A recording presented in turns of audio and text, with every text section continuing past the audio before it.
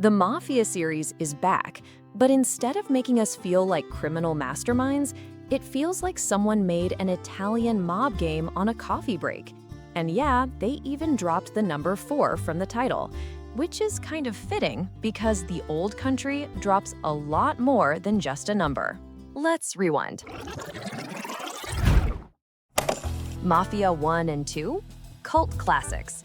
Mob drama, memorable characters, and enough cinematic flair to make you feel like Scorsese himself was holding the controller. Then came Mafia 3, which sold well but got roasted harder than a Sunday espresso. So Hangar 13 decided to switch things up with Mafia the Old Country. New setting, new faces, new disappointments.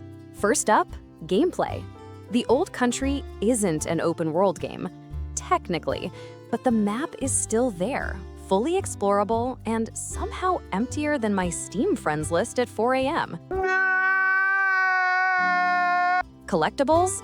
They're just lying around like someone rage quit game design halfway through. No side quests, no random events, no secrets. Just Sicily, but make it boring. Combat? Well, if you miss the good old days of late 2000s cover shooters, congratulations, this is your time machine. Shootouts are basically whack-a-mole with fedoras. Stealth is press one button to win, and knife duels. The game's idea of boss fights feel like awkward QTE cutscenes that never get better. You can also buy cars and horses with different stats, but guess what? The game almost never lets you use them in missions. It's like buying a sports car and only driving it in a parking lot. The problem isn't that these mechanics exist, it's that they feel unfinished. There are perks, but they're so minor they might as well be a placebo. And while the game looks modern, it plays like it was rescued from a dusty PS3 bargain bin. Okay, so maybe the story saves it, right? Well, not really. It's not bad, but it's Mafia paint by numbers. You've got the young up-and-comer, the forbidden love interest, the charming but dangerous mob boss, all fine on paper, but nothing that makes you sit up and think, wow, I've never seen this before. And instead of showing us why we should care, the game just tells us over and over. Characters literally explain the central theme like it's a school project presentation. There's no subtlety, no build-up, just dialogue dumps and predictable arcs. It's functional, and that's it.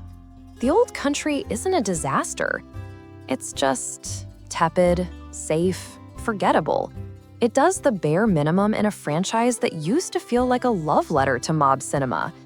Instead of feeling like a made man, you feel like an unpaid intern in the mob, watching, waiting, and wondering when things will actually get interesting.